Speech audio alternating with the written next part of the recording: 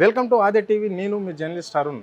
So ఇప్పుడు రాష్ట్రంలో అరెస్టులు ఎందుకు చేయవలసి వస్తుంది, ఈ రాష్ట్ర ప్రభుత్వం అలాంటి నిర్ణయం ఎందుకు తీసుకుందనే అంశాలపైన మాట్లాడడానికి మనతో పాటు సీనియర్ జర్నలిస్టు పల్లె రవికుమార్ గౌడ్ ఉన్నారు. అడిగి తెలుసుకునే ప్రయత్నం చేద్దాం. అన్న నమస్తే.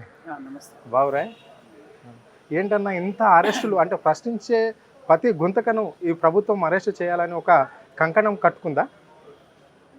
ముందుగా కాంగ్రెస్ పార్టీ తెలంగాణలో 420 హామీలను ఇచ్చింది. ఆ 420 హామీలను ఇచ్చినటువంటి కాంగ్రెస్ వాటిని అమలు చేసే నిజాయితీ నిబద్ధత వాళ్ళకు లేదు. దాన్ని తెలంగాణ సమాజం గ్రహించడానికి ఎక్కువ కాలం పట్టలే. మొదట 100 రోజులు అన్నారు, తర్వాత ఆగస్టు 15వ తారీఖు అన్నారు. ఇక అట్లా బొంకుకుంటూ వచ్చింది. చివరికి వాళ్ళ లాస్ట్ ఆల్మోస్ట్ ఇంకొక 20 రోజులు అయితే సంవత్సరం అయిపోతుంది. చేసింది ఏం లేదు.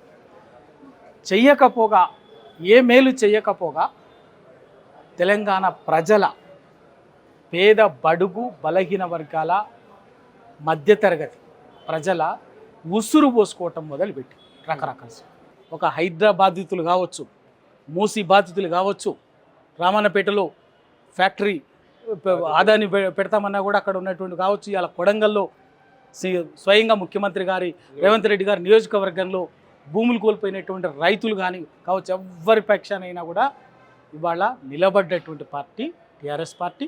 కేసీఆర్ గారు మార్గనిర్దేశకత్వంలో కేటీఆర్ గారు, హరీష్ రావు గారు ఉద్యమం నుంచి ఎదిగి వచ్చినటువంటి ఉద్యమ పార్టీ అయినటువంటి టీఆర్ఎస్ పార్టీ నాయకత్వమే. అందుకే ఇవాళ కాంగ్రెస్ పార్టీ తెలంగాణ ప్రభుత్వం రేవంత్ రెడ్డి గారు ఆయన మంత్రివర్గం కూడా టీఆర్ఎస్ నాయకత్వాన్ని, టీఆర్ఎస్ పార్టీని, దీనికి కొంత సపోర్టుగా ఉండేటువంటి ప్రతి గొంతుకని నులిమేయాలని చెప్పేసి చేస్తున్నారు. దానికే ఇందిరమ్మ రాజ్యం అని పేరు పెట్టిరు, దానికే ప్రజాపాలన అన్నారు. నిజంగా కూడా ప్రజాపాలన అంటే ప్రజలు తప్పుగా అర్థం చేసుకున్నారు. కాంగ్రెస్ పార్టీని తప్పుగా అర్థం చేసుకున్నారు. వాళ్ళ లెక్కల కరెక్టే. ప్రజాపాలన అంటే అరాచకంగా చీకటి రాజ్యం వెళ్ళటము, ప్రజాస్వామిక హక్కులన్నిటినీ బూటు కాళ్లతోటి ఇనుప కాళ్లతోటి తొక్కేయటము, ఎమర్జెన్సీని పెట్టడం అని చెప్పి వాళ్ళ ఉద్దేశం. కానీ ప్రజలేమనుకున్నారంటే, ఓహో ఇందిరమ్మ రాజ్యం అంటే గొప్పవేదో నిజంగా అని ఏదో ఒకటి అనుకున్నారు. కాదు అని తేలిపోయింది.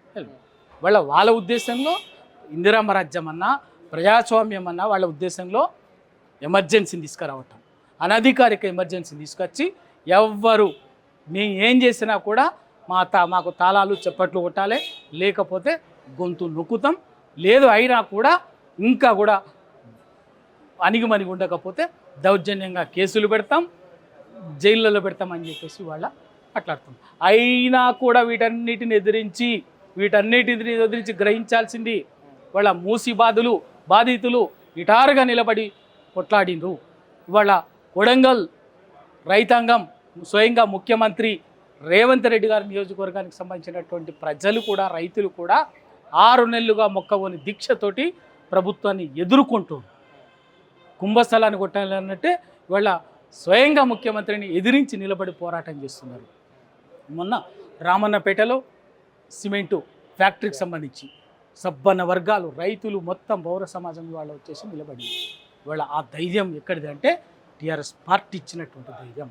కేసీఆర్ గారు, కేటీఆర్ గారు, హరీష్ రావు గారు మొత్తం టీఆర్ఎస్ ఉద్యమం నుంచి ఎదిగి వచ్చినటువంటి నాయకత్వం ఇచ్చినటువంటి ధైర్యంతో ఇవాళ ఆ వర్గాలు ఏమన్నా కానీ మేము కొట్లాడితే మాకు టీఆర్ఎస్ పార్టీ ఉంటుంది అన్నటువంటి ధైర్యంతో వచ్చింది.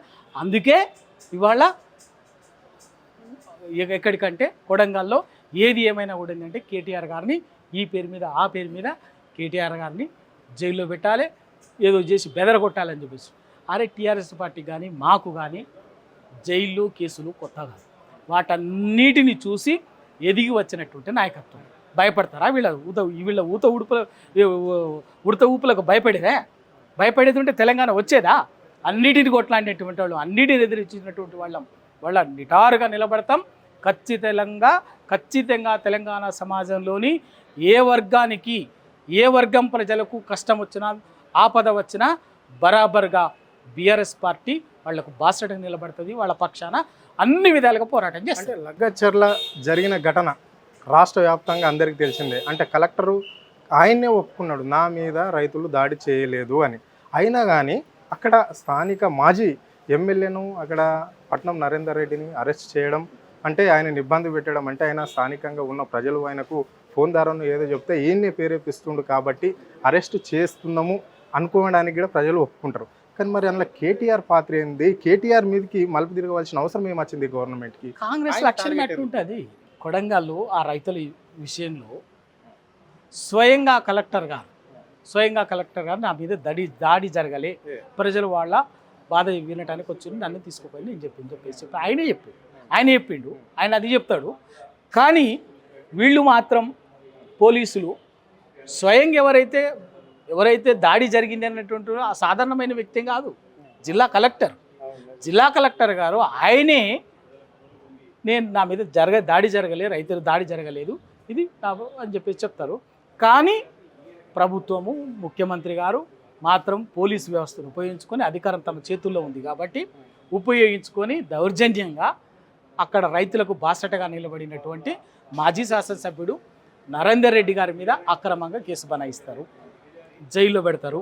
అది సరిపోదని ఇంకా కేటీఆర్ గారు టీఆర్ఎస్ వర్కింగ్ ప్రెసిడెంట్ కేటీఆర్ గారి డైరెక్షన్లోనే నరేందర్ రెడ్డి గారు ఇంకా సురేష్ మిగతా వాళ్ళందరూ కూడా దౌర్జన్యం చేసిందని చెప్పేసి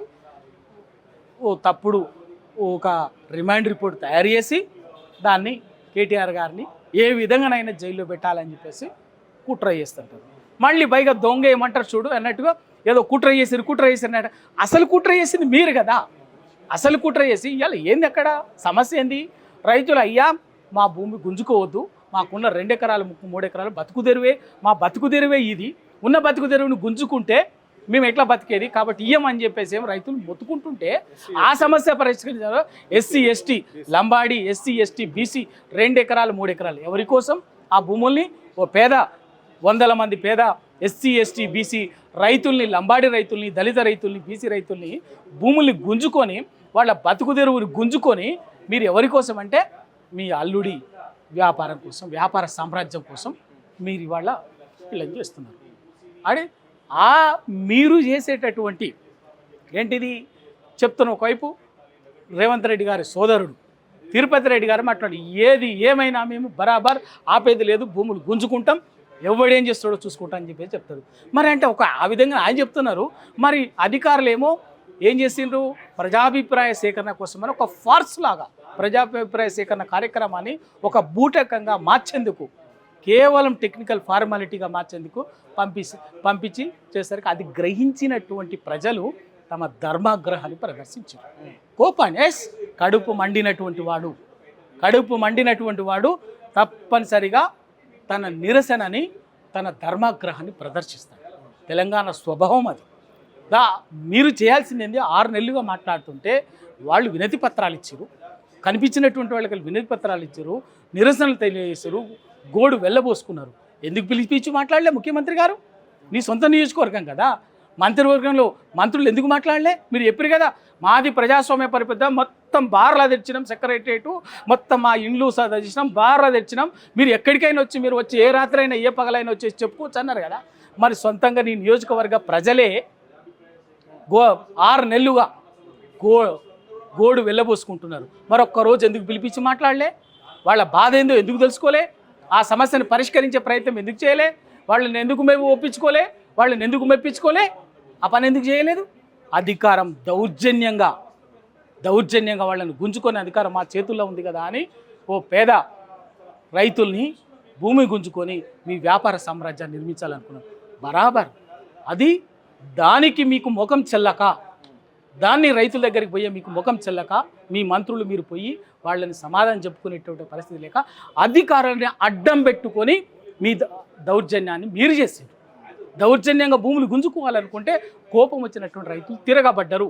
రేపు తెలంగాణలో మీరిచ్చినటువంటి 420 హామీలు అమలు చేయకపోతే క్రమంగా తప్పనిసరిగా అన్ని వర్గాలు అదేవిధంగా తిరగబడి మీరు మీ మంత్రులు మీ ఎమ్మెల్యేలు రేపు తెలంగాణలో తిరగకుండా తరిమే పరిస్థితి వస్తుంది, బరాబర్గా వస్తుంది. చివరి అన్న అంటే కొడంగల్కు ఎమ్మెల్యే రేవంత్ రెడ్డా లేదా వాళ్ళ అన్న తిరుపతి రెడ్డా?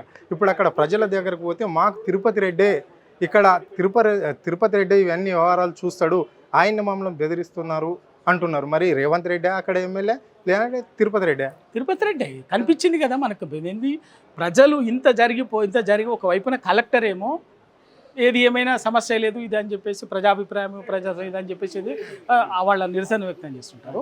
ఆ తర్వాత ఆ సందర్భంలో తిరుపతి రెడ్డి గారు విలేకరులతోటి ప్రెస్ మీడియా సమావేశంలో మాట్లాడింది ఏంది, ఏది ఏమైనా ఎవడు ఏం చేసినా కూడా మేము బరాబర్ గుంజుకుంటాం, కంపెనీ పెడతాం అని చెప్పేసి చెప్పిండు. ఏ హోదాలో చెప్పిండు? ఒక ప్రజాప్రతినిధి కాదు, ఒక అధికారి కాదు మాట్లాడినటువంటి తీరు కానీ, బెదిరించినటువంటి తీరు కానీ. ఇంకా అట్లా మాట్లాడిన తర్వాత ప్రజల కోపం ఎందుకు రాదు? ఆ పని చేయలే కదా. అక్కడ వాళ్ళ రేవంత్ రెడ్డి గారి సోదరుడు తిరుపతి రెడ్డి గారు దౌర్జన్యంగా ఒకటే కాదు, ప్రతిదీ దౌర్జన్యంగా కొడంగల్లో ఒక అరాచక రాజ్యాన్ని కొనసాగిస్తుండని ప్రజలకు అర్థమైపోయింది కాబట్టి ముఖ్యమంత్రి అన్నదాన్ని కూడా చూడకుండా భయపడకుండా తిరగబడ్డారు.